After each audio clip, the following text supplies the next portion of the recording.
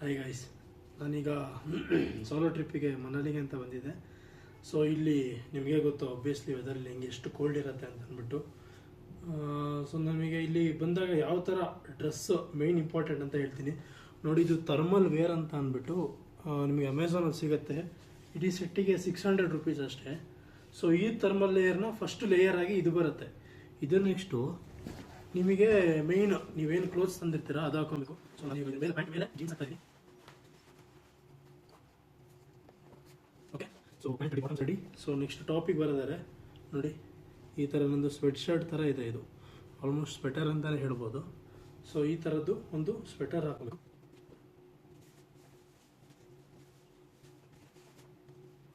Round neck ಇರುತ್ತಲ್ಲ, ಈ ಥರ ಫುಲ್ ನೆಕ್ ಇರೋ ತಗೊಳ್ಳಿ. ಅವಾಗ ನಿಮಗೆ ಎಕ್ಸ್ಟ್ರಾ ಕ್ಯಾಪ್ ಥರದ್ದು ನಿಮಗೆ ಬೇಕಾಗಲ್ಲ. ಇಲ್ಲಿಂದ ನಮಗೆ ಇಲ್ಲೆಲ್ಲೂ ಗಾಳಿ ಹೋಗಲ್ಲ, ಇಲ್ಲಾಗಲಿ ಅಥವಾ ಇಲ್ಲಾಗಲಿ. ಓಕೆನಾ. ಇದ್ರ ನೆಕ್ಸ್ಟ್ ಬರೋದು ಪುಲ್ ಓವರ್. ನಿಮ್ಮದು ನಾರ್ಮಲ್ ಪುಲ್ ಓವರ್ ಅಥವಾ ಹುಡೀಸ್ ಯಾವ್ದಾದ್ರು ಇರುತ್ತಲ್ಲ ಅದು ಹಾಕೊಬೋದು. ಇದು ಕೂಡ ಬಾಯಿ ಪ್ರೊಟೆಕ್ಟ್ ಮಾಡುತ್ತೆ ಜಮೀನ.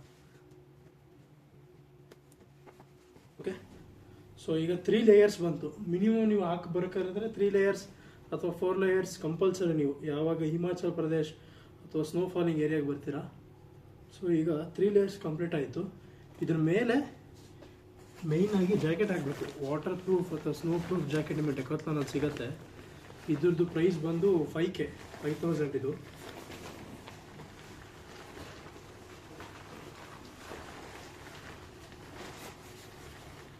ಓಕೆ, ಸೊ ಈಗ 90% ರೆಡಿ.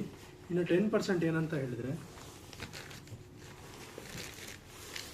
ನಿಮಗೆ ಈ ಥರ ಬೋಲ್ಡ್ ಫಿಟ್ಟಲ್ಲಿ ಬಾಡಿ ವಾರ್ಮರ್ ಅಂತ ಸಿಗುತ್ತೆ. ಓಕೆನಾ. ಸೊ ಇದರಲ್ಲಿ ನೀವು ಬಾಡಿ ವಾರ್ಮರ್ನ ಅಮೆಝಾನಲ್ಲಿ ಎಲ್ಲ ಕಡೆ ಸಿಗುತ್ತೆ. ಇದು ನಿಮಗೆ ಟ್ರಾನ್ಸ್ಪೋರ್ಟ್ ಕೂಡ ಈಸಿ, ಎಲ್ಲ ಏರ್ಪೋರ್ಟಲ್ಲೂ ಅಲೋ ಇರುತ್ತೆ. ಈ ಥರ ಪ್ಯಾಕೆಟ್ಸ್ ಬರುತ್ತೆ. ಒಂದು ಇದರಲ್ಲಿ 5 ಇರುತ್ತೆ. ಆ 5ಅಲ್ಲಿ ಓಪನ್ ಮಾಡಿದ್ರೆ ಇದನ್ನು ಈ ಥರ ಬರುತ್ತೆ. ಓಕೆ, ಇದನ್ನು ಹೇಗೆ ಯೂಸ್ ಮಾಡಬೇಕು ಅಂದರೆ ಫುಲ್ ಚೆನ್ನಾಗಿ ಶೇಕ್ ಮಾಡಬೇಕು. ಏನು ಮಾಡಬಾರ್ದು ಜಾಸ್ತಿ. ಇದು ಎಲೆಕ್ಟ್ರಾನಿಕ್ ಅಲ್ಲ, ಏನಿಲ್ಲ. ಸ್ವಲ್ಪ ಶೇಕ್ ಮಾಡಿದ ತಕ್ಷಣ ನೋಡಿ ಹೀಟ್ ಆಗ್ತಾ ಇದೆ ಇದು ಆಲ್ರೆಡಿ. ಇದು ಒಂದ್ಸಲ ಹೀಟ್ ಆಯಿತು ಅಂದರೆ ನಿಮಗೆ ಅಪ್ ಟು 10 hours 12 hours ತನಕ ಎಲ್ಲೂ ನಿಮಗೆ ಚಳಿ ಅಂತ ಅನ್ಸಲ್ಲ. ಸೊ ಇದು ನೀವೇನು ಮಾಡಬೇಕು, ಬಟ್ಟೆಯಲ್ಲಿ ಈಗ ಥರ್ಮಲ್ ವೇರ್ ಇರುತ್ತಲ್ಲ, ನಿಮಗೆ ಎಲ್ಲಿ ಚಳಿ ಅನ್ಸುತ್ತೆ ಅಲ್ಲಿ ಹಾಕೊಬೋದು. ಇಲ್ಲಿ ನೀವು ಚೆಸ್ಟಿಗೆ ಹಿಡ್ಕೊಬೋದು, ಹೊಟ್ಟೆಗೆ ಹಿಡ್ಕೊಬೋದು. ಇಲ್ಲ ನಿಮಗೆ ತಲೆ ಹೀಟ್, ನಿಮಗೆ ಚಳಿ ಅನಿಸ್ತಿದ್ರೆ ಕ್ಯಾಪ್ ಒಳಗೆ ಇದಿಟ್ಟು ಇದನ್ನು ಹಿಡ್ಕೊಂಡ್ಬಿಟ್ರೆ ಆಯಿತು. ಅಥವಾ ಒಂದು ಕೈ ಚಳಿ ಆಗ್ತಾ ಇದ್ರೆ ಗ್ಲೌಸ್ ಒಳಗೆ ಹಿಡ್ಕೊಂಡ್ಬಿಟ್ರೆ ಆಯಿತು. ಸೊ ಈ ಥರ ಸಿಗುತ್ತೆ. ನಾನಿವಾಗ ಇಲ್ಲಿ ನಾರ್ಮಲ್ ಆಗಿ ಚೆಸ್ಟ್ ಹತ್ರ ಹಿಡ್ಕೊತೀನಿ. ಓಕೆ, ಚೆಸ್ಟ್ ಹತ್ರ ಹಿಡ್ಕೊಂಡು ಹಿಂಗೆ ಲಾಕ್ ಮಾಡ್ಕೊಂಡ್ರೆ ಆಯ್ತು ಅಷ್ಟೇ. ಅಥವಾ ಇಲ್ಲಿ ಹೀಗೆ ಇಟ್ಕೊಂಡ್ರೆ ಆಯಿತು. ಅದು ನಿಮಗೆ ಮೇಯ್ನ್ ಕ್ಲೋತ್ಸಿಗೆ, ನೀವು ಬರೀ ಆ ಪಾರ್ಟ್ ಅಂತ ಅಲ್ಲ, ನಿಮ್ಮ ಕ್ಲೋತ್ಸ್ ಎಲ್ಲಿರುತ್ತೆ ಅದು ಫುಲ್ ಕವರ್ ಆಗುತ್ತೆ. ಓಕೆನಾ. ಸೊ ಈಗ ರೆಡಿ ಆಯಿತು. ಇದಾದಮೇಲೆ ಗ್ಲೌಸ್. ಇದು ಕೂಡ ನಾನು ಡೆಕಾಥ್ಲಾನಲ್ಲಿ ತೊಗೊಂಡಿದ್ದು. ಸೊ ನೀವು ಯಾವುದೇ ಟ್ರಿಪ್ ಆಗಲಿ, ಹೈಕಿಂಗ್ ಆಗಲಿ, ಡೆಕಾಥ್ಲಾನ್ ಬೆಸ್ಟ್ ನಿಮಗೆ ಶಾಪಿಂಗ್ ಮಾಡೋಕ್ಕೆ.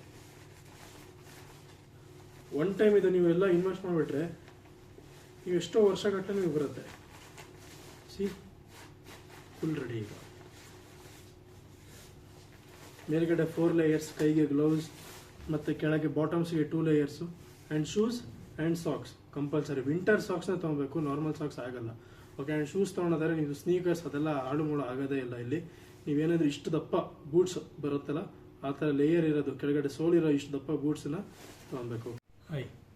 ಇದು ನೋಡಿ, ಇದು ಫಿಂಗರ್ ಲಾಕಿಗೆ ಬರುತ್ತಲ್ಲ, ಅದನ್ನು ತೊಗೊಬೇಕು ಕೈಗೆ. ಸೊ ಈ ಥರ ಹಿಂಗೆ ಹಾಕ್ಕೊಂಡು ಅದನ್ನ ಒಳಗೆ ಹಾಕ್ಕೊಂಡ್ರೆ ಆಯಿತು ಅಷ್ಟೇ. ಆಯಿತಾ. Okay, done. ಸೊ ಅದೇ ಥರ ಎರಡಕ್ಕೂ ತೊಗೊಬೇಕು.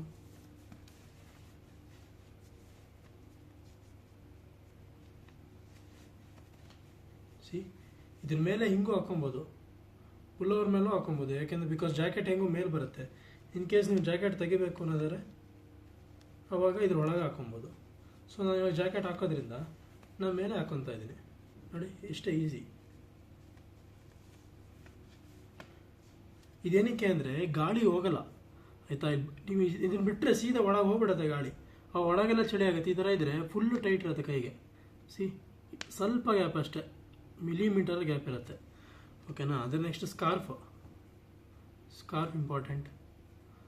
ನೀವು ಯಾವ ಥರನಾದ್ರು ವೇರ್ ಮಾಡ್ಬೋದು, ತಲೆಗೆ ಹಾಕ್ಬೋದು ಕ್ಯಾಪ್ ಥರ, ಅಥವಾ ನೆಕ್ ಬ್ಯಾಂಡ್ ಥರ ಇಲ್ಲಿ ಹಾಕ್ಕೊಬೋದು, ಅಥವಾ ಬರೀ ಕಿವಿಗೆ ಮಾತ್ರ ಮುಚ್ಕೊಬೋದು. ಅದನ್ನು ನಾನು ಹೇಳಿದ್ನಲ್ಲ ವಿಂಟರ್ ಸಾಕ್ಸ್ ಅಂತ, ಇದು ಉಲನ್ ಥರ ಇದೆ ನೋಡಿ ಸಾಕ್ಸ್ ಕಾಣ್ತಾ ಇದೆ. ಓಕೆ, ಸೊ ಈ ಥರ ಸಾಕ್ಸ್ನ ಈ ಸಾಕ್ಸ್ ಆ್ಯಂಡ್ ಶೂಸ್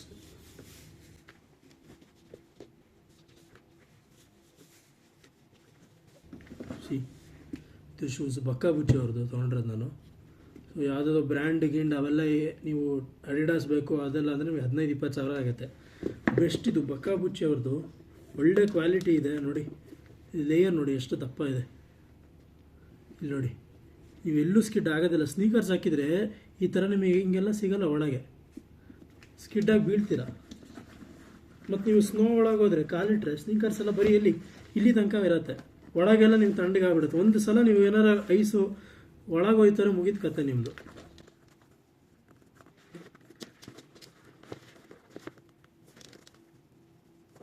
ಇದನ್ನು ಹಾಕ್ಕೊಂಡು ನೀವು ಪ್ಯಾಂಟನ್ನು ಒಳಗಾದ್ರು ಹಾಕೊಬೋದು ಆಯಿತಾ. ನೋಡಿ ಈ ಥರ ಒಳಗೂ ಹಾಕೊಬೋದು,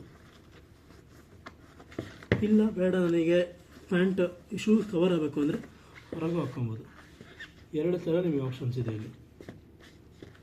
ಓಕೆ, ಸೊ ನೋಡಿ ಈ ಥರ ಕಂಪ್ಲೀಟ್ ಡ್ರೆಸ್ ಆದರೆ ನಿಮಗೆ ಎಲ್ಲೂ ಏನೂ ಚಳಿ ಅನಿಸಲ್ಲ. ನೀವು ಹೊರಗೆ ಹೋಗೋ ಪ್ಲೇಸಸ್ ಎಲ್ಲ ಆರಾಮೇ ಎನಿ ಟೈಮ್ ಎಂಜಾಯ್ ಮಾಡ್ಬೋದು.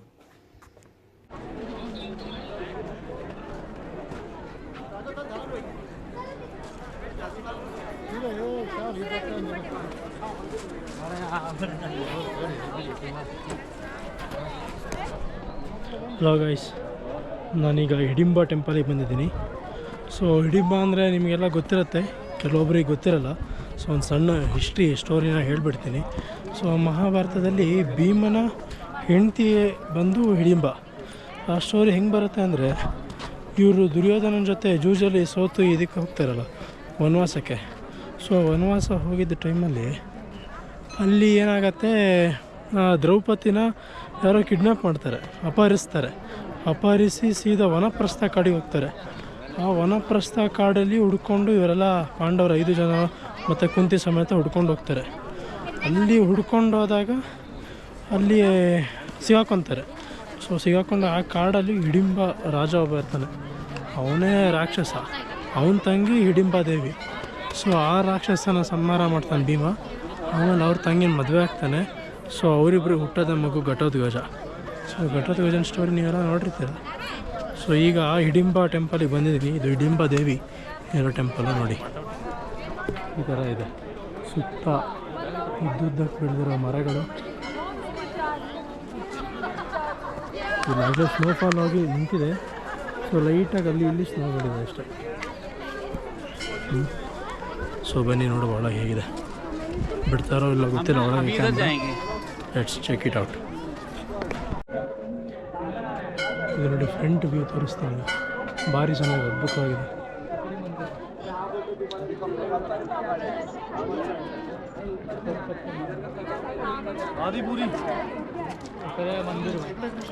ಬರ್ದಿದೆ ಜೈ ಮಾ Hidimba.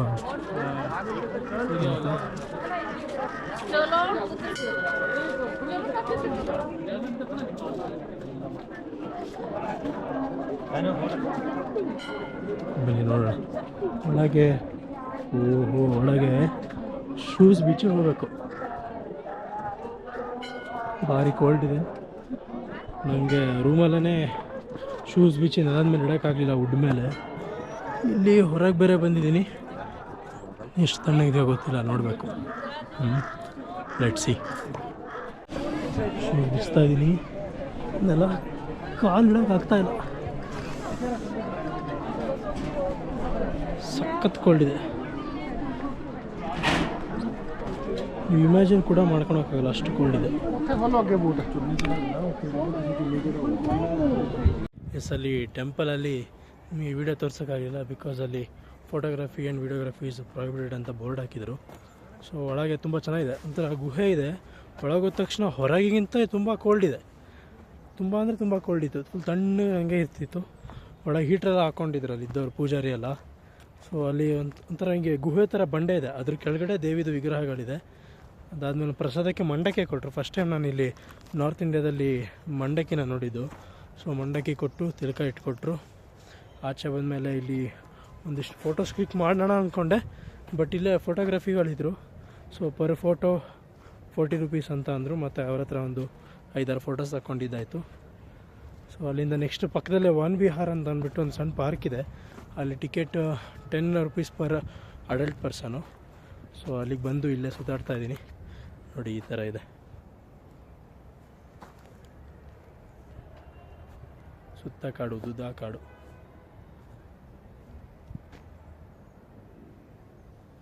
Okay, let's see what next.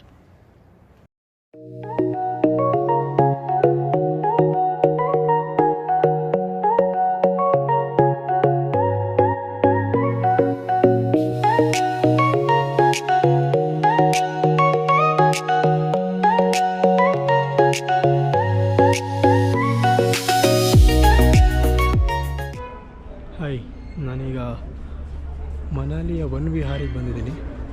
So ಇಲ್ಲಿ ನಿಮಗೆ ಟಿಕೆಟ್ ಬಂದು ಒಬ್ಬರಿಗೆ ಪರ್ ಪರ್ಸನ್ 50 ರೂಪೀಸು.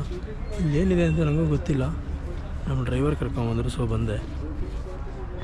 ಇನ್ನೊಂದು senior citizen area, maybe ವಾಕಿಗೆ ಅನಿಸುತ್ತೆ.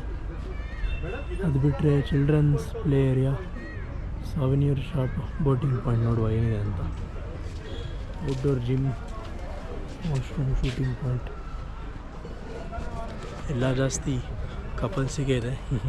ನಮಗೆಲ್ಲ ಏನಿಲ್ಲ ಇಲ್ಲಿ. ಸುಮ್ಮನೆ ಬಂದಿದ್ದೀವಲ್ಲ ಅಂತ ನೋಡು, ತಣ್ಣಗಿದೆ.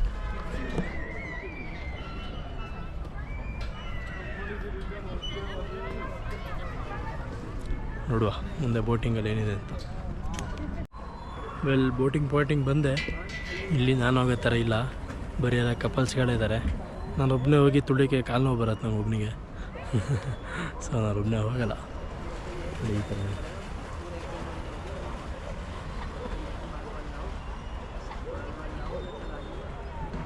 ನಾನು ದೊಡ್ಡದಿರುತ್ತೆ ಅಂದ್ಕೊಂಡಿದ್ದೆ ಬೋಟಿಂಗ್ ಪಾಯಿಂಟ್ ಅಂದರೆ, ಬಟ್ ಇಲ್ಲಿ ಬರೀ ತುಂಬ ಸಣ್ಣದಿದೆ ಇಲ್ಲಿ.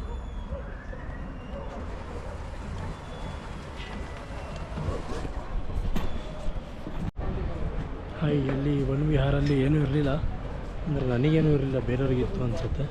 ಸೊ ಇಲ್ಲೇ ಅದರ ಆಪೋಸಿಟಲ್ಲಿ ಒಂದು ಟಿಬೆಟಿಯನ್ ಮಾನೆಸ್ಟ್ರಿ ಇತ್ತು. ಸೊ ಅಲ್ಲಿಗೆ ಬಂದಿದ್ದೀನಿ.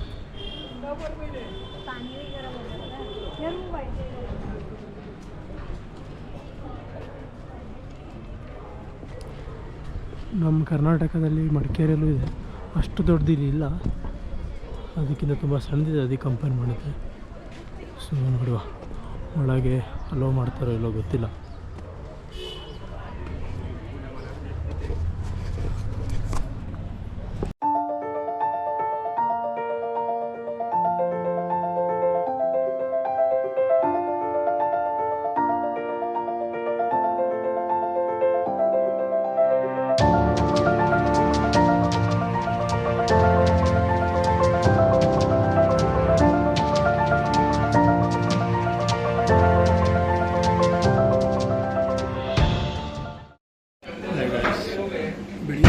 ಏನೂ ತಿಂದಿಲ್ಲ, ಟೈಮ್ ಬೇರೆ ಆಗಿತ್ತು.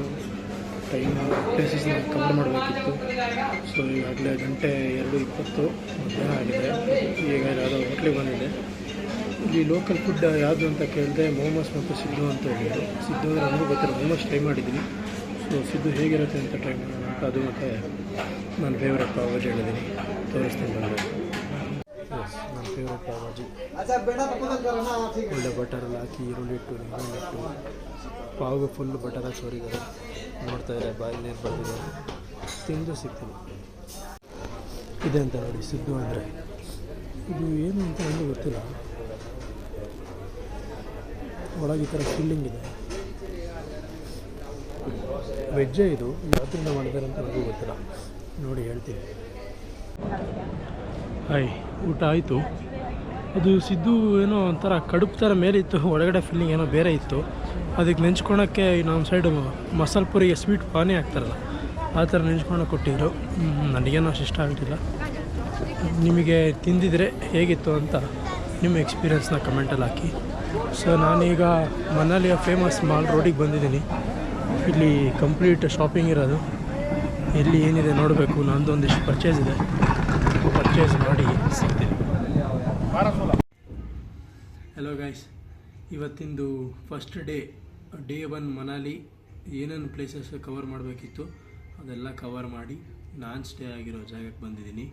So as A first time solo traveller ಆಗಿ ಫಸ್ಟಿಗೆ ತುಂಬ ನಾನು ಫಿಯರ್ ಇತ್ತು, ಹೇಗಿರುತ್ತೆ ಜನ, ಯಾವ ಥರ ರೆಸ್ಪಾಂಡ್ ಮಾಡ್ತಾರೆ, ಸ್ಟೇಟಿಂದ ಸ್ಟೇಟ್ ಬಿಟ್ಟು ಬರ್ತಾಯಿದ್ದೀನಿ, ಸೊ ಅಲ್ಲಿ ಹೇಗಿರ್ತಾರೆ, ನಾನು ಯಾವ ಪ್ಲೇಸಿಗೆ ಹೋಗ್ತೀನಿ, ಒಬ್ಬರ ಹತ್ರ ಕಮ್ಯುನಿಕೇಷನಲ್ಲೇ ಹೇಗಿರುತ್ತೆ ಅಂತ ಅನಿಸ್ತಾ ಇತ್ತು.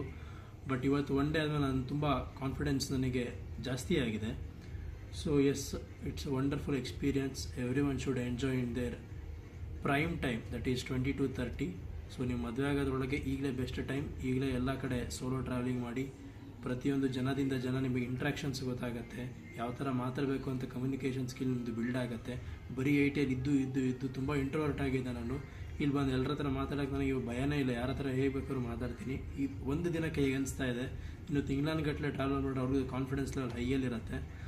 ಸೊ ಇವತ್ತು ಪ್ಲೇಸಸ್ ಎಲ್ಲ ಕವರ್ ಮಾಡಿಬಿಟ್ಟು ನಾನು ಮನಾಲಿ ಮಾಲ್ ರೋಡಿಗೆ ಅಲ್ಲಿ ತೋರಿಸಿದ್ನಲ್ಲ, ಸೊ ಅಲ್ಲಿಗೆಲ್ಲ ಹೋದೆ, ಅಲ್ಲೆಲ್ಲ ಶಾಪಿಂಗ್ ಮಾಡಿದೆ. ಈ ಥರ ಬ್ಯಾಗ್ಸ್ ಎಲ್ಲ ಅಲ್ಲಿ ಸಿಗುತ್ತೆ. ಓಕೆ, ಇದೆಲ್ಲ ಇಲ್ಲೇ ಇವರು ಮಾಡ್ತಾರೆ, ಓಕೆನಾ. ಸೊ ಈ ಥರ ಇವ್ರದ್ದು ಈ ಥರ ಲೋಗೋ ಇದೆ. ಯಾವುದೇ ಶಾಪ್ಗೆ ಹೋದರೂ ನಿಮಗೆ ಅದು ಕಾಣುತ್ತೆ. ಸೊ ನಾನು ಇದೆಲ್ಲ ಶಾಪ್ ಮಾಡಿರೋದ್ರಲ್ಲಿ ಇದು ಸ್ಮಾಲ್ ಬ್ಯಾಗ್ಸ್. ಇದು ನಮ್ಮಮ್ಮಗೆ ಜುಮ್ಕಿ, ಎಲ್ಲ ನಮ್ಮಮ್ಮ, ನಮ್ಮ ಅತ್ತೆ, ನಮ್ಮ ದೊಡ್ಡಮ್ಮಗೆ, ಫ್ಯಾಮಿಲಿಗೆ ತೊಗೊಂಡ್ರದ್ದು ಕೀ ಬಂಚ್ ಈ ಥರ ಇದೆ ನೋಡಿ. ಮನಾಲಿ ಅಂತ ಬರೆದಿದೆ. ಸೊ ಇದು ಕೀ ಬಂಚ್.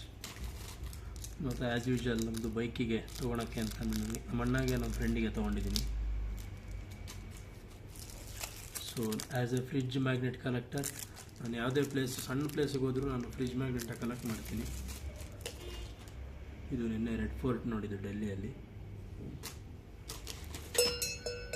ಮತ್ತು ಇದು ಗಂಟೆ, ನನಗೆ ಇದು ನೋಡಿದ ತಕ್ಷಣ ನಮ್ಮ ಅಪ್ಪು ಪರಮಾತ್ಮದಲ್ಲಿ ಗಂಟೆ ನೆನಪಾಯಿತು.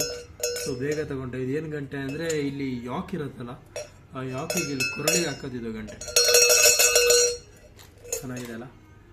ಸೊ ಇದಿಷ್ಟು ನಂದು ಡೇ 1 ಆಗಿತ್ತು. So let see tomorrow, that is a Solang valley. ಅಲ್ಲಿ ಕೆಲವೊಂದಿಷ್ಟು ಆ್ಯಕ್ಟಿವಿಟೀಸ್ ಇದೆ ಅಂತ ಹೇಳಿದ್ದಾರೆ. ಸೊ ನಾಳೆ ಹೇಗಿರುತ್ತೆ ಅಂತ ನೋಡುವ. ಅಲ್ಲಿ ತನಕ ಗುಡ್ ನೈಟ್.